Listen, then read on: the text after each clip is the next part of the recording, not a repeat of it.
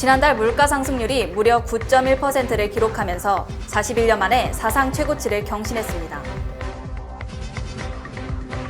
건강보험이 없는 뉴욕주 주민들도 코로나19 치료약 처방전을 원격으로 무료로 받을 수 있게 됩니다. 연방정부 건강보험료 보조가 올해 말 중단되면 뉴욕주 주민 약 14만 명이 혜택을 받지 못하고 이 중 2만 명이 무보험자가 될 것이라는 전망이 제기됐습니다.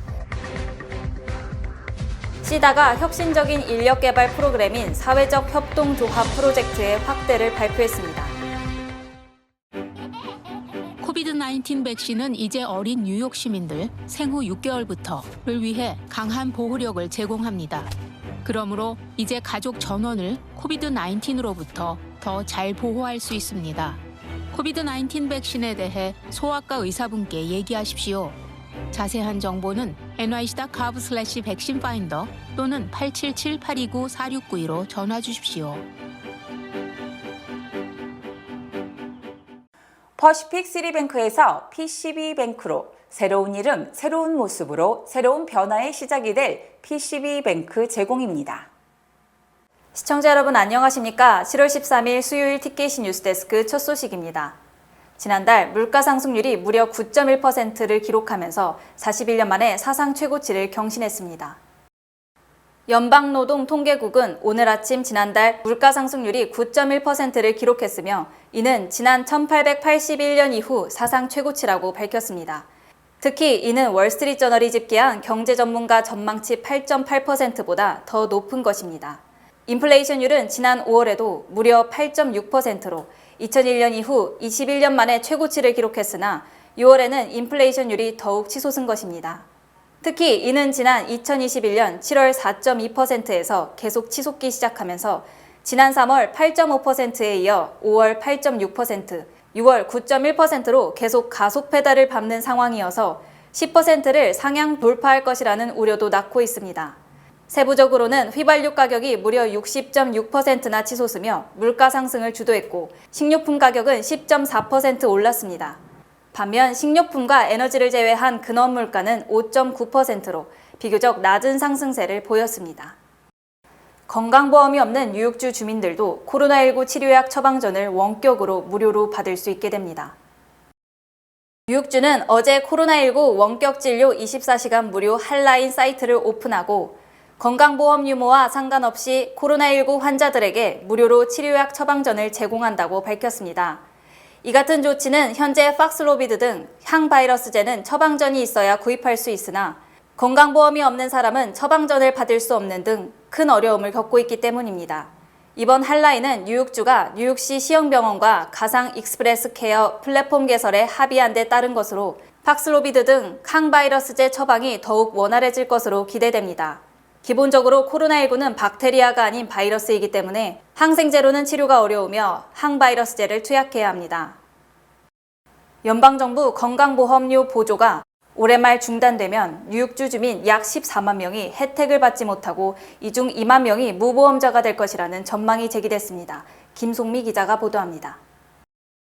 뉴욕주가 운영하는 건강보험 마켓플레이스는 코로나19 팬데믹으로 발동된 공중보건 비상사태와 미국 구조계획법에 따라 지난 2020년 3월부터 연방 빈곤선의 400%까지 건강보험료 혜택이 제공되고 있다고 밝혔습니다. 이에 따라 1인 가구는 연소득 5만 1,520달러까지, 4인 가구는 연소득 10만 6천 달러까지도 팬데믹 기간 직장을 잃었거나 소득이 감소한 경우 보험료 지원을 받아왔고 뉴욕주는 약 14만 명이 혜택을 입은 것으로 집계됐습니다. 하지만 연방의회가 건강보험료 보조금 지급을 올해 말로 중단하고 더 이상 연장하지 않으면 내년 1월부터 건강보험료는 현재보다 1.6배 폭증한 연평균 1,450달러에 달할 것으로 예상됩니다. 특히 이처럼 보험료가 급등하면 뉴욕 주민 중 약 2만 명 정도가 건강보험에 가입하지 않을 것으로 예상됩니다. 또 뉴욕주 건강보험 회사들은 최근 뉴욕주의 내년도 건강보험료를 현재보다 18.7% 인상하겠다며 승인을 요청한 상황입니다. 한편 공중보건 비상사태에 따라 지난 2020년 3월 코로나19 발병 이후 메디케이드 가입자들은 갱신 절차 없이 자동적으로 보험이 갱신되고 있습니다. 시다가 혁신적인 인력 개발 프로그램인 사회적 협동조합 프로젝트의 확대를 발표했습니다. 김송미 기자가 보도합니다. 시다가 진행하는 사회적 협동 조합 프로그램은 발달장애가 있는 18세에서 40세 사이 연령의 아시안계 뉴요커주 성인을 대상으로 진행이 됩니다. 이번 2022-2023 프로그램 참가자들 훈련 기간 중 고용 시스템 정보와 필요한 관련 사회복지 서비스도 제공받게 됩니다.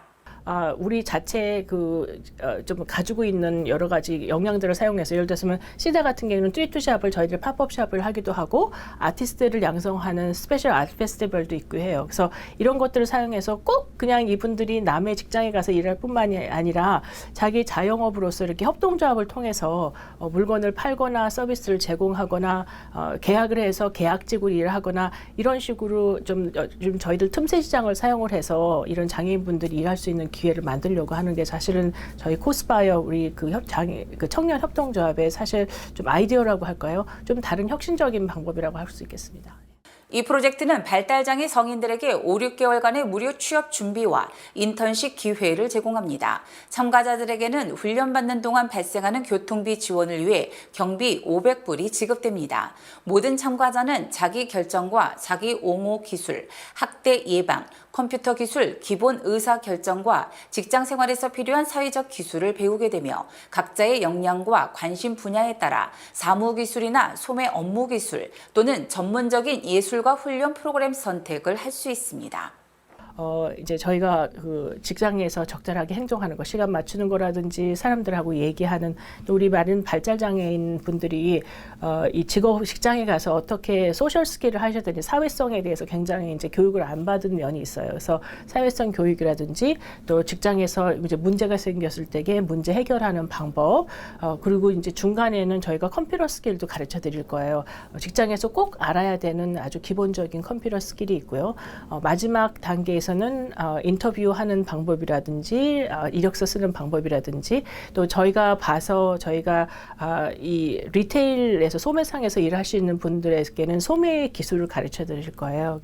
시다는 이 프로젝트를 통해 장애 당사자뿐만 아니라 그 보호자들과 지역 고용주의 역량 강화를 위한 훈련과 정보 등을 제공해 커뮤니티 전체가 성장할 수 있기를 기대하고 있습니다. 많은 분들이 저희가 리퍼럴을 해서 커뮤니티에 있는 스몰 비즈니스, 미디엄 사이즈 비즈니스 또 아니면 큰 샵 같은 데서 일을 하시는데 저희들이 도와드리려고 해요. 이제 그러려고 하면은 많은 분들이 이제 자기 비즈니스들을 우리는 장애인들한테 문을 열어주셔야 되잖아요. 그래서 우리 아시안 계통의 한인분들 또 중국계 분들 굉장히 많은 비즈니스들이 저희 퀸즈에 있는데 이분들이 어떻게 하면은 텍스 인센티브를 받을 수 있는지 저희가 뉴욕주에 도 그렇고 대부분 많은 주정부가 노동부를 통해서 텍스 인센티브를 가지고 있습니다. 장애인을 하여를 하면 거기에 대해서 텍스 인센티브를 받을 수 있기 때문에 어떻게 어플라이를 하시는지 또 만일에 장애인을 고용을 하셨을 때에 이분들하고 어떻게 일을 하실 수 있는지 많은 분들이 사실 좋은 마음은 있지만 어떻게 하실는지를 몰라가지고 그걸 안 하실 분들도 계세요. 그래서 그분들한테 저희가 교육을 하는 부분까지 해서 저희가 큰 패키지로 2년간 프로젝트를 시작을 하게 되었습니다. 훈련받은 참가자들은 시다의 협동조합 사업인 코스파이어에서 함께 일할 기회를 얻거나 자격 요건이 충족되는 경우 타 회사에서 일하도록 추천을 받을 수 있습니다.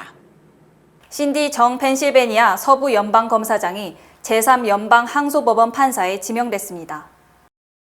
바이든 대통령은 어제 한국계 여성인 신디 정 펜실베니아 서부 연방검사장을 제3연방항소법원 판사에 지명했으며 제3항소법원 최초의 아시안계 판사라고 밝혔습니다.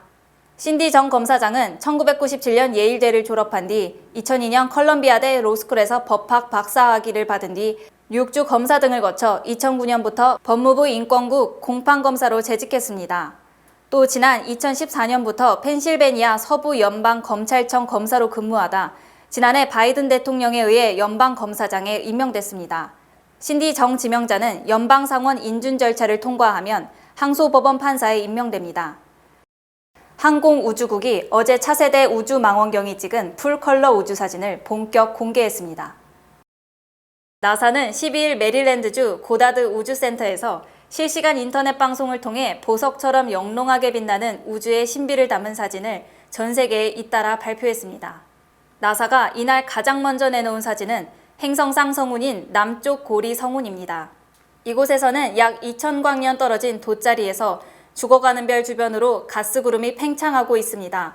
남쪽 고리 성운은 웹 망원경의 근적 외선 카메라와 중적외선 장비로 촬영됐습니다.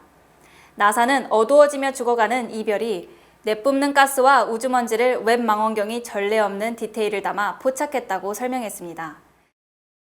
지난 5월 노동시장은 매우 견고한 것으로 조사됐지만 메타, 구글 등 빅테크 기업들은 인력 감축을 대폭 늘리고 있는 것으로 조사됐습니다. 김송미 기자가 보도합니다.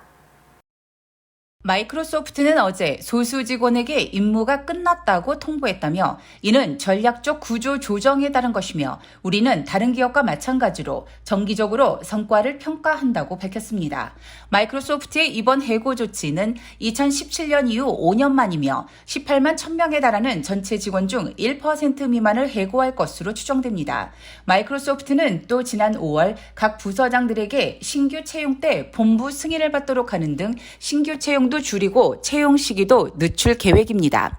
페이스북 모 회사인 메타도 올해 소프트웨어 엔지니어 채용 규모를 종전 10,000명에서 6에서 7,000명으로 대폭 줄이며 캘리포니아 본사의 시설 관리 업체와의 계약을 종료하는 등 감량 경영에 나서고 있습니다. 이에 따라 청소 담당 직원 등 350여 명이 해고될 전망이며 새 시설 관리 업체가 고용을 승계할지는 미지수입니다. 아마존 역시 올해 소매 부분 채용 규모를 줄였으며 소셜미디어 회사 스냅과 차량 공유업체 리프트 역시 신규 채용을 억제한다고 밝혔습니다. 또 전기차 업체 리비안도 오는 15일 직원 감축과 일부 사업 중단을 발표할 예정이며 테슬라도 이미 지난달 채용 중단과 직원 10% 감축을 예고한 상황입니다. 국제통화기금이 미국 경제성장률 전망치를 또 하향 조정했지만 경기 후퇴를 겪지 않을 것이라는 전망은 유지했습니다. 국제통화기금은 어제 미국과 연례 협의를 마친 뒤 올해 미국의 실질 국내 총생산 성장률 전망치를 종전 2.9%에서 2.3%로 0.65 하향 조정했습니다. 이는 국제통화기금이 지난 4월 3.7%를 제시했다 2.9%로 낮춘 데 이어 다시 한 달도 안 돼 재조정한 것이어서 국제통화기금의 경제 전망의 신빙성 여부에 의문을 초래하고 있습니다. 국제통화기금은 또 내년 경제성장률 전망치를 1.7%에서 1.0%로 거의 3분의 1 이상 낮춘 반면 실업률은 종전 전망치 3.2%보다 0.5%포인트 높은 3.7%로 예상했습니다. 미국이 경기 후퇴를 피하기가 점점 어려워지고 있지만 그렇더라도 경기 후퇴에 빠지지는 않을 것이라고 주장했습니다. 아마존, 스타벅스 등이 노조를 결성하는 등 올해 상반기 미국의 노조 설립이 2015년 이후 최대를 기록했습니다. 월스트리트저널은 올해 상반기 연방노동관계위원회에 노조 결성 신청서를 제출한 작업장이 1,411개로 지난해 같은 기간보다 1.7배나 급증했다고 보도했습니다. 이 중 400개 작업장은 투표를 통해 노조 결성을 성공한 반면 150개 작업장에서는 노조 결성이 부결됐고 나머지 800여 개 작업장은 신청을 철회하거나 투표를 기다리는 중입니다. 특히 올해 노조 결성 신청을 한 1,411개 중 스타벅스 매장이 311개로 가장 많았고 투표 결과 절반에 가까운 145개 매장에서 노조가 결성됐고 22개 매장은 부결됐습니다. 또 두 번째로 노조 결성이 많은 기업은 아마존으로 뉴욕 스태튼 아일랜드 물류 창고를 시작으로 앞다퉈 노조가 결성되고 있습니다. 미국의 노조 가입률은 지난 1964년 29.3%에서 지난해 10.3%까지 하락했으나 코로나19로 기업들이 구인난에 빠지면서 노동자들이 목소리를 키우고 노조 결성이 급증하고 있습니다. 또 갤럽 여론조사 결과 노조에 대한 찬성 의견이 1965년 71% 이래 가장 높은 68%를 기록하는 등 노조에 대한 우호적인 여론이 조성된 것으로 나타났습니다. 드라마 오징어 게임이 미국 방송계의 아카데미상으로 불리는 에미상에서 14개 부문 후보에 올랐습니다. 워싱턴 남승모 특파원입니다. 오징어 게임은 미국 방송계 최고 권위인 에미상 14개 부문 후보로 동시에 이름을 올렸습니다. 외국어 드라마로는 역대 최다 지명입니다.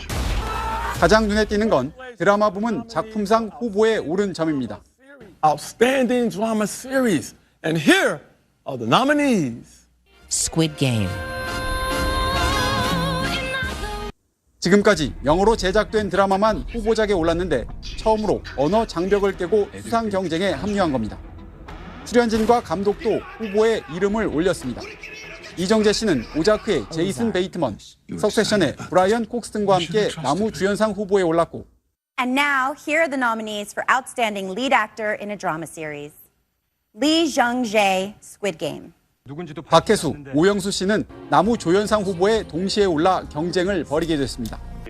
또 정호연 씨가 여우 조연상 후보에, 연출과 각본을 맡은 황동혁 감독이 감독상과 각본상 후보에 지명됐습니다.